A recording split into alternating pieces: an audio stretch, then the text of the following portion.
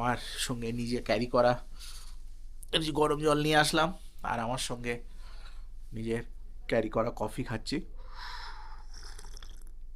সন্ধে এখনো হয়নি, 5টা বাজেনি।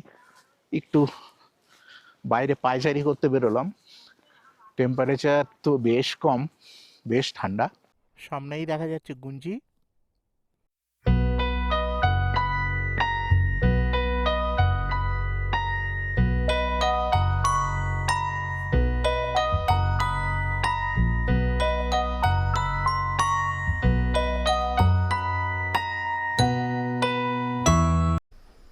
Good morning friends, good morning from Dharchula. এই গতকাল রাত্রে ধারচুলাতে উঠেছিলাম এই ঘরটাতে। তো গাংরি, হোটেল গাংরি, 1,000 টাকা নিল চার্জ, আর একদম রেডি। আমার পারমিটও চলে এসছে, আর এই এখন রওনা দেব ধার ধারচুলা থেকে আদি কৈলাসের দিকে। গুঞ্জিতে থাকবো আজকে। একদম সব আমার লাগেজপত্র সব গোছানো মোটামুটি, আর এখনই রওনা দিয়ে দেবো। পেট্রোল ভরবো, এক্সট্রা পেট্রোল কিছুটা ক্যারি করলাম, 2.5 লিটার মতো। আর এখন ফুল ট্যাঙ্ক করবো। ফুল ট্যাঙ্ক করতে গেলে কিন্তু পেছন দিকে যেতে হবে। তো ফুল ট্যাঙ্ক করে তারপরে পারমিটটা একটা প্রিন্ট আউট নেবো ভাবছি, অনলাইন পারমিট। তো তবু একটা প্রিন্ট আউট নিয়ে রাখবো, নিয়ে রেখে তারপরে রওনা দেবো আদি কৈলাসের দিকে। তো চলুন, দেখা হচ্ছে আদি কৈলাসের পথে। কি সমস্যা, পেট্রোল ভরতে গিয়ে দেখি পেট্রোল পাম্প খারাপ। আজকে সকালেই নাকি খারাপ হয়েছে। এখনই তো ভয়ঙ্কর সমস্যায় পড়ে গেলাম। অন্তত 4 লিটার মানে ফুল ট্যাঙ্ক না করে এখান থেকে তো যাওয়া যাবে না, এমনই সমস্যা। আর পেছন দিকে পেট্রোল পাম্প আরও 50 কিলোমিটার দূরে। 50 কিলোমিটার যাওয়া, 50 কিলোমিটার আসা অসম্ভব ব্যাপার। সুতরাং এখানে লোকালি কোথাও একটা পেট্রোলে খোঁজ করতে হবে, ছাড়া আর কোনো উপায় নেই। খোঁজ করছি, এখনও পাইনি। লোকালি দুটো দোকান মিলে 6 লিটার পেট্রোল ভরলাম, 100 টাকা করে নিল। এখানে তো পেট্রোলের দাম 94, 94। তো যাই হোক, আলটিমেটলি গুঞ্জির উদ্দেশ্যে রওনা দিলাম। মানে সকালবেলা তো টেনশন হয়ে গিয়েছিল, পেট্রোল পাম্প খারাপ হলে আর যা হয়। তো আলটিমেটলি রওনা দিয়েছি গুঞ্জির উদ্দেশ্যে। আর এই যে লোকাল লোকজন খুব হেল্প করেছে কোথায় পাওয়া যায় এইসব বলে। আর আমার মনে হলো 1 লিটার পেট্রোল বলে যেটা বিক্রি করছে, ওরা হয়তো পুরোটা 1 লিটার নেই। কিন্তু যাই হোক, মানে একটা অসময়ে কাজে লেগে গেল, এটাই বিরাট বড় ব্যাপার। যাই হোক, একটা দোকানে তো গেলাম, সেখানে 3 লিটারই ছিল। 3 লিটার শেষ করে দিলাম আমি। তারপর পাশের আর একটা দোকান থেকে আরও 3 লিটার নিলাম, 6 লিটার পেট্রোল ভরে একদম ফুল ট্যাঙ্ক করে। ব্যাস, আলটিমেটলি রওনা দিয়েছি যে ধারচুলা থেকে। চমৎকার ওয়েদার এই মুহূর্তে, আর আকাশে এই মুহূর্তে একটুকুও মেঘ নেই, আর চমৎকার নীল আকাশ। তার মধ্য দিয়ে আমি আরম্ভ করলাম আদি কৈলাস সোলো বাইক ট্রিপ। আর মোটামুটি আজকের ডেস্টিনেশন আমার গুঞ্জি। গুঞ্জি ধারচুলা থেকে 80 কিলোমিটার মতো রাস্তা, আর এই 2-3 কিলোমিটার মতো এসছি। আর এখানেও পথে দু একটা ছোট ছোট গ্রাম আছে, দেখব, আপনাদের সঙ্গেও পরিচয় করাবো ছোট ছোট গ্রামগুলোর সাথে। আর আপাতত ওই যে সামনে বিস্তৃত ভিউ, কি দারুণ দেখাচ্ছে। কালী রিভারের তটে চলে এসেছি, আর ওই যে সামনে দিয়ে একদম সশব্দে কালী রিভার চলে এসছে, তার পাশ দিয়েই রাস্তাটা। আর রাস্তা মোটামুটি এখনও পর্যন্ত যতটুকু পেয়েছি, যদিও খুব বেশি রাস্তা তো আসেনি, 5-6 কিলোমিটার মতো এসছি। রাস্তা ঠিকই আছে, মানে পাহাড়ে তো রাস্তা একটু আধটু খারাপ হবেই, কিন্তু ওভারঅল মোটের ওপর ঠিকঠাকই পেয়েছে এখনও পর্যন্ত। গুঞ্জি পর্যন্ত রাস্তা শুনেছি খুব একটা প্রবলেম নেই। তারপরে দেখা যাক, তারপরে ওম পর্বতের রাস্তা খুব খারাপ। দেখা যাক কত দূর কী করা যায়, কত সময়ে পৌঁছানো যায়, সব কিছুই শেয়ার করব। আর একটা চমৎকার ভালো একটা অনুভূতি আমার আজকে হচ্ছে যে আদিদেব মহাদেবের অপর এক ধাম আদি কৈলাস, সেটা দর্শন পাবো, এইটা ভেবেই রোমাঞ্চিত,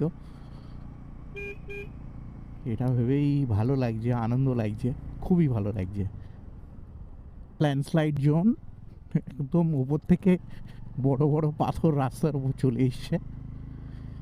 আর ওই যে সামনে ডান দিকেই কালী রিভার, আর বিরাট ল্যান্ডস্লাইড জোন এই জায়গায়,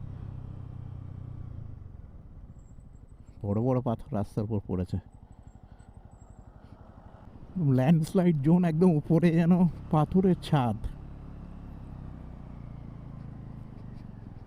আর একদম নিচে সশব্দে কালী নদী,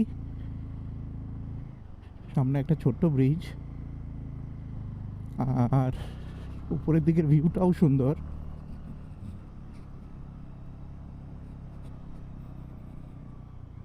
only one vehicle at a time, একদম সরু ন্যারো ব্রিজ, কিন্তু ভালো বেশ। সামনে চমৎকার অসাধারণ ওয়াটারফলস, একটা চমৎকার ওয়াটারফলস, দারুণ দারুণ লাগছে।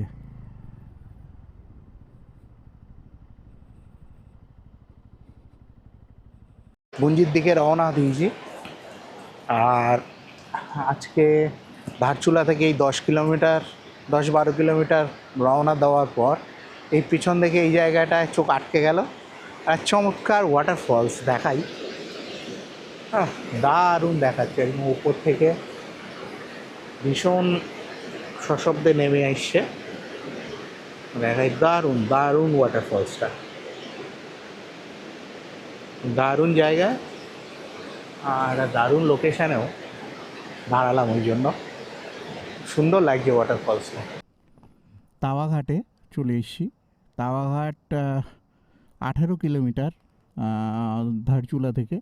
আর এই যে বাঁ দিকের এই যে রাস্তাটা চলে গেছে পঞ্চচুলি বেস ক্যাম্পের দিকে, ডারমা ভ্যালি, আর সোজা হচ্ছে গুঞ্জি।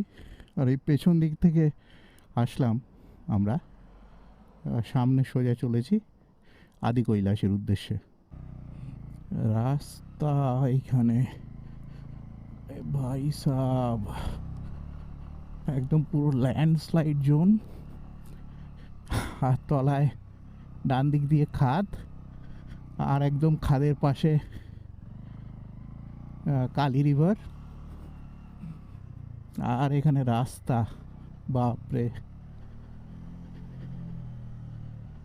সাবধানেই চালাতে হবে, এছাড়া আর কোনো উপায় নেই। পুরো ল্যান্ডস্লাইড জোন, আর ওই নিচে দিয়ে দেখা যাচ্ছে কালী রিভার।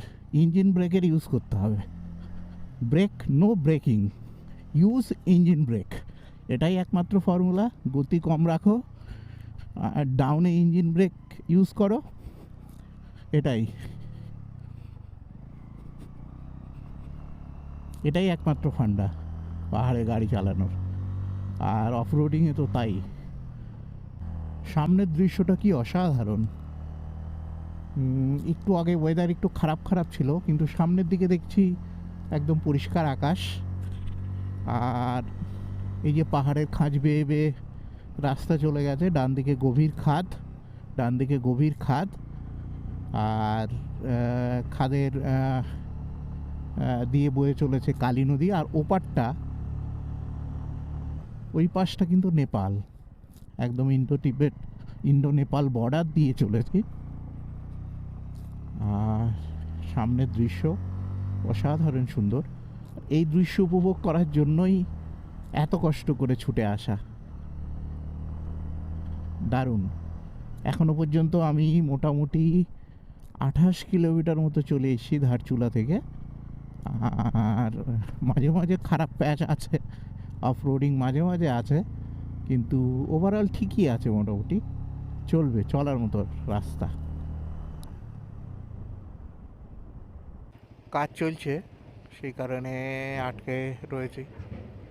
সামনে গাড়িটা একটু সাইড দিলে তবে হবে। নিচে দিয়ে সারদা তথা কালী নদী, আর উপরে দারুণ দৃশ্য।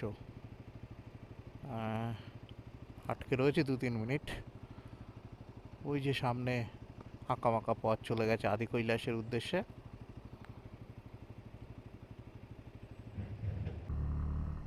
ও কি, ও সামনে কালী রিভার একদম, মানে কি অদ্ভুতভাবে বয়ে চলেছে,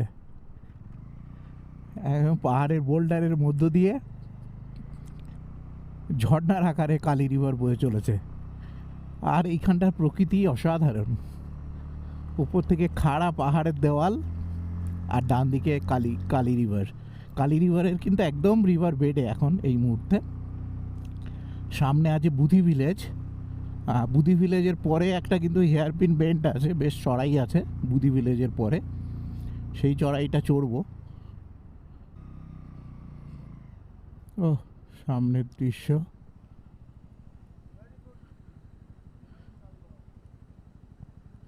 উপর থেকে জল ঝরে পড়ছে, তার মধ্য দিয়েই যেতে হবে।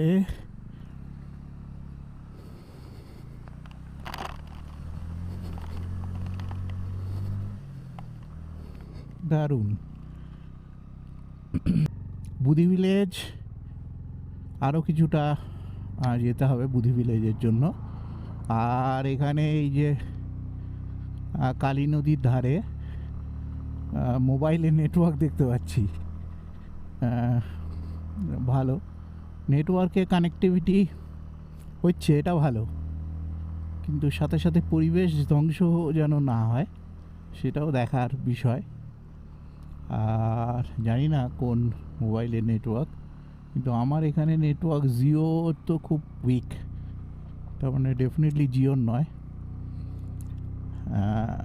সামনে বুধি ভিলেজ থেকে কিন্তু আমাদের চড়াই আছে কিছুটা তারপর। আর এখানে রাস্তাটা বেশ ভালো, মানে হাইওয়ের মতো তো ওইরকম পাওয়া যায় রাস্তা, এক্সপেক্ট করা উচিত নয় এখানে, কিন্তু চলার জন্য ভালো। পাহাড়ি রাস্তা, ডান দিকে কালী রিভার, আর সামনে এই অপরূপ দৃশ্য। কোনটা দেখবো?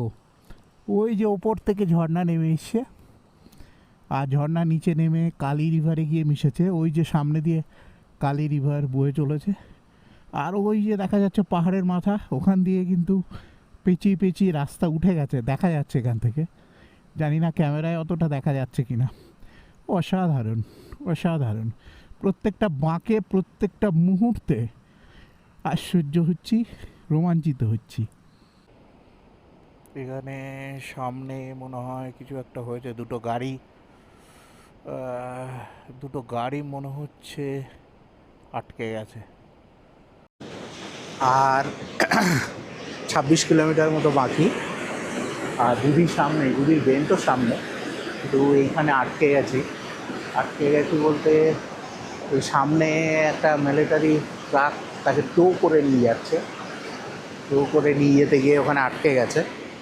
তো সাইড দিয়ে কালী রিভার একদম সশব্দে বয়ে চলেছে। আর একটু দেখাই বাসটা, এই যে মিলিটারি ভ্যান আটকে গেছে, সব গাড়ি আটকে রয়েছে, ওপারেও গাড়ি আটকে রয়েছে। আর এই যে সাইড দিয়ে সশব্দে কালী রিভার বয়ে চলেছে। এখন বাজে 1টা বাজে, তো দেখা যাক কত সময় আটকে থাকতে হয়। অবশেষে ওই জায়গা থেকে ছাড়া পেলাম। আর সামনের ওই যে পেঁচানো রাস্তা উপরে উঠে গেছে আদি কৈলাসের দিকে, দেখা যাচ্ছে পেঁচানো রাস্তা। হ্যাঁ, পেঁচিয়ে রাস্তা উঠে গেছে আদি কৈলাসের উদ্দেশ্যে। আর খুব বেশি দূরত্ব কিন্তু আর বাকি নেই, মোটামুটি 25 কিলোমিটার মতো ডিস্টেন্স আর পড়ে রয়েছে। তো 25 কিলোমিটার ডিস্টেন্স পৌঁছে যাব, চাপ নেই। আর আজকে গুঞ্জিতেই নাইট স্টে,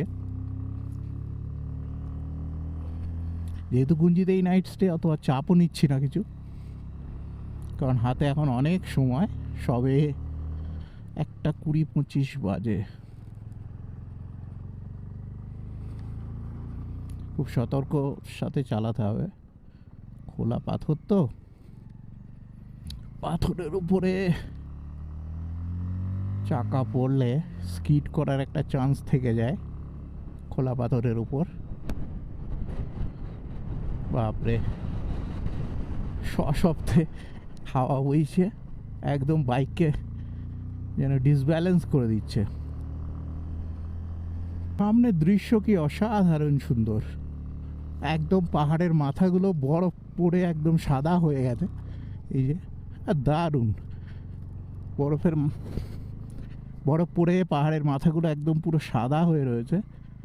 আর তার মধ্য দিয়েই এখানে রাস্তা যদিও বেশ খারাপ, খারাপ বলতে ওই যে বোল্ডার আর কুচো পাথর, এটাই সমস্যা।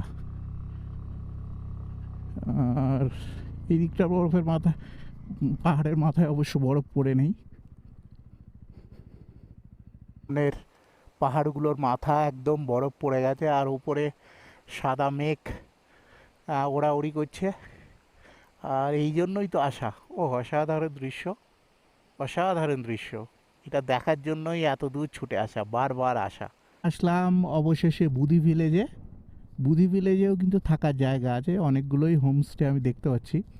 আর ওই যে সামনে পাকদণ্ডী বেয়ে রাস্তা উঠে গেছে ওপরের দিকে। আর ফেরার সময় ইচ্ছা আছে বুদি ভিলেজে এক রাত কাটাবো, বুদি ভিলেজে এক রাত কাটানোর ইচ্ছা আছে ফেরার সময়, দেখা যাক ফিরতি পথে। পাকদণ্ডির পথে উঠতে আরম্ভ করেছি বুদি ভিলেজ থেকে। আর গুঞ্জি এখান থেকে আর দেখাচ্ছে 23 কিলোমিটার।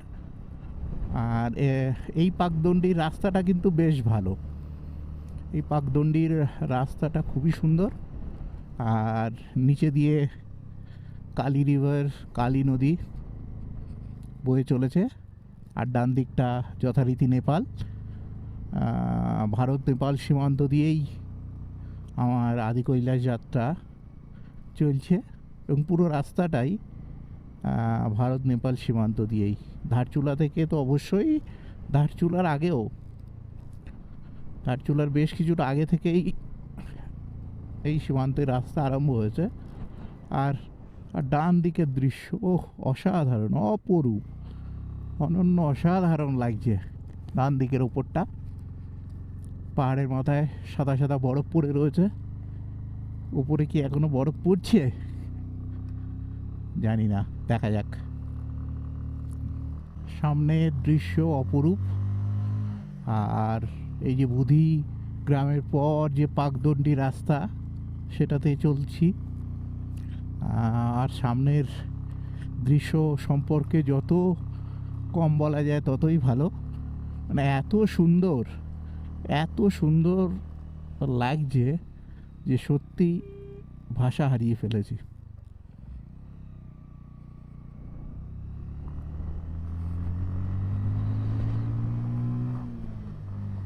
আর ওই যে নিচে উঠে আসলাম, ওই যে নিচে থেকে দেখাই, এখান থেকে ওই যে নিচে থেকে উঠে এসছি। আর ওই দিকের পাহাড়ের মাথাগুলোও বরফ জমতে আরম্ভ করেছে। আর ওই বুধি ভিলেজ ওই নিচে। পারমিট প্রথমে চেক হয়ে গেল। পারমিট চেক হওয়ার পর এগিয়ে চলেছি সামনের দিকে। এখান থেকে গুঞ্জি আর 13 কিলোমিটার।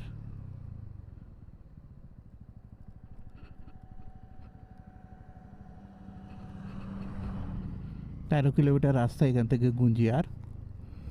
আর বুধির পর থেকে রাস্তা কিন্তু বেশ সুন্দর, সামনে বরফাবৃত পাহাড় দেখা যাচ্ছে, ওই এদিকে ভ্যালি, ওই সাইডটা নেপাল। বুধির পরে যে হেয়ারপিন বেন্ড, সেই হেয়ারপিন বেন্ড ক্রস করে চলে এসেছি। চলে এসে আমার পারমিটও চেক হয়ে গেল। এই জায়গাটা দাঁড়িয়ে পড়লাম, হাওয়া আছে বেশ, কারণ বেশ হাইটে ঠান্ডাও আছে, তার সঙ্গে চারিপাশের অসাধারণ ভিউ। যে ভিউটা না দাঁড়িয়ে আর থাকতে পারলাম না। এই যে সামনে সোজা কালো পিচ রাস্তা চলে গেছে, আর ওই যে দূরে বরফাবৃত পর্বতশৃঙ্গ দেখা যাচ্ছে, নাম না জানা বরফাবৃত পর্বতশৃঙ্গ। আর এই দিকটার শৃঙ্গগুলো একেবারে মাথাগুলো, পর্বতের মাথাগুলো, পাহাড়ের মাথাগুলো একদম বরফে ঢেকে গেছে। আর আমরা এই পথ দিয়ে চলে আসলাম, আর এরকম একটা জায়গায় না দাঁড়ানোর লোভ সামলাতে পারলাম না। দারুণ পাহাড়ের বাঁকে বাঁকে সৌন্দর্য। এই এবার আবার নামতে আরম্ভ করেছি, আর ওই যে হেয়ারপিন বেন্ডগুলো এখান থেকে চমৎকার দেখা যাচ্ছে।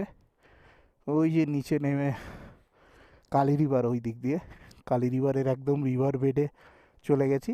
তারপর হয়তো আর চড়াই নেই ওইভাবে, রিভার বেড বেড দিয়েই পরপর পরপর চলতে হবে। আর ওই যেটা বলছিলাম, বাঁকে বাঁকে সৌন্দর্য। 2 মিনিট যাচ্ছি তো দাঁড়িয়ে একবার দেখে নিচ্ছি যে কতটা কি সুন্দর লাগছে, দেখাচ্ছে। আর এইখানটা হাওয়া নেই, আর ওই যে সামনে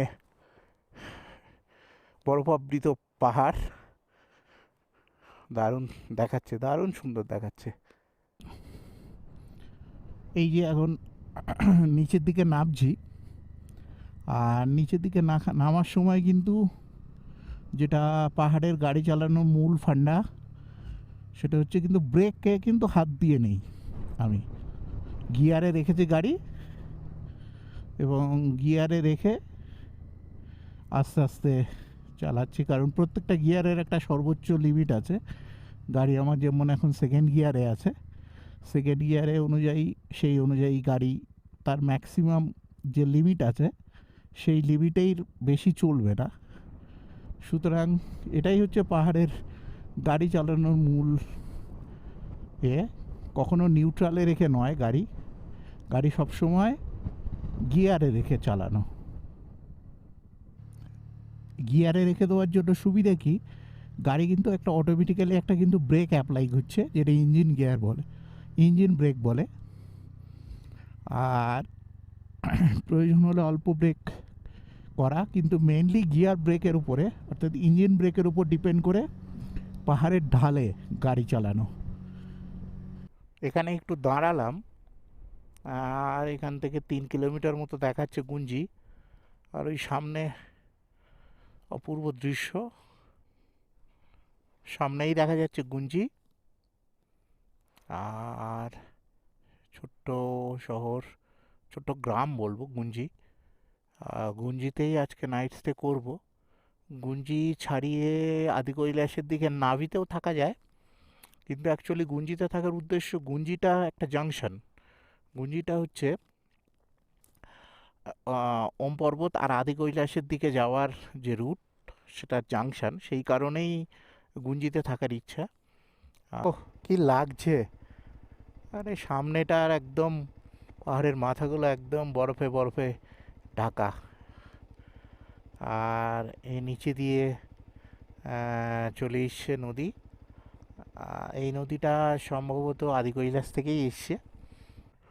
এই যে গুঞ্জি, আর বাঁদিকে নাভি চলে গেছে 3 কিলোমিটার, জলিংকং 36 কিলোমিটার। আর সামনের দিকে গুঞ্জির দেখি কোন হোমস্টে পাওয়া যায়। ওহ, যেদিকে তাকাই সেই দিকেই বরফের পিক, এদিকেও তাই। আর কালকে প্রথমে যাব জলিংকং, 36 কিলোমিটার এখান থেকে দেখাচ্ছে। তো তারপর পরের দিন যাব ওম পর্বত। ওম পর্বতের রাস্তা এই দিকটা, এই দিক দিয়ে ওম পর্বতের রাস্তা। ওম পর্বতের রাস্তা কিন্তু বেশ খারাপ। বিকেল 3টে নাগাদ গুঞ্জিতে এসে পৌঁছেছি, আর গুঞ্জিতে পৌঁছে এই ঘরটা নিয়েছি। এখন এখানে অন্ধকার, কারেন্ট নেই। এই ঘরটা 3 জনে শোয়া যায়, আমার একার জন্য সঙ্গে অ্যাটাচ টয়লেটও আছে। আর সব থেকে বেস্ট সিন এই যে সামনে দিয়ে চমৎকার বরফাবৃত পাহাড় দেখা যাচ্ছে, দারুণ দেখাচ্ছে ওই দিকটা। এই যে গুঞ্জির চারিপাশটা দেখাই, ওই যে যেটা দেখাচ্ছিলাম সামনে ওই বরফাবৃত পাহাড়গুলো, আর একদম ধুলো ধূসরিত পথ। আর ওই দিকের ওই পথ দিয়ে আসলাম ধারচুলা থেকে, আর এই দিকটা চলে গেছে আদি কৈলাসের দিকে, পেছনটা ওম পর্বত, আর এটা চলে গেছে আদি কৈলাসের দিকে। ছোট্ট একটা পাহাড়ি গ্রাম গুঞ্জি। আর একটু সন্ধে এখনো হয়নি, 5টা বাজেনি, একটু বাইরে পায়চারি করতে বেরোলাম। টেম্পারেচার তো বেশ কম, বেশ ঠান্ডা, আর চারিপাশটা সুন্দর। হোমস্টে আছে, আমি যে হোমস্টেটাতে আছি আদি কৈলাস হোমস্টে নাম, তো ওটাতে 1000 টাকা করে নিল, সঙ্গে ইনক্লুডিং ব্রেকফাস্ট আর ডিনার। ভালো খাওয়া দাওয়া করে আসলাম।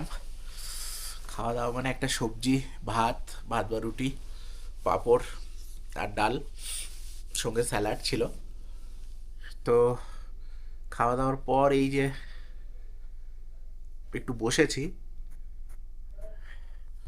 আর আমার সঙ্গে নিজে ক্যারি করা এই যে গরম জল নিয়ে আসলাম, আর আমার সঙ্গে নিজের ক্যারি করা কফি খাচ্ছি। দারুণ। আর কালকে সকালে রওনা দেবো আদি কৈলাসের উদ্দেশ্যে। তো আশা করছি আদি কৈলাসের চমৎকার ভিউ দেখাতে পারবো আপনাদের। তাহলে এই পর্ব এখানেই থাক, কালকের পর্ব আরম্ভ হচ্ছে আদি কৈলাসের পথে। জয় বম বম ভোলে, জয় ভোলে।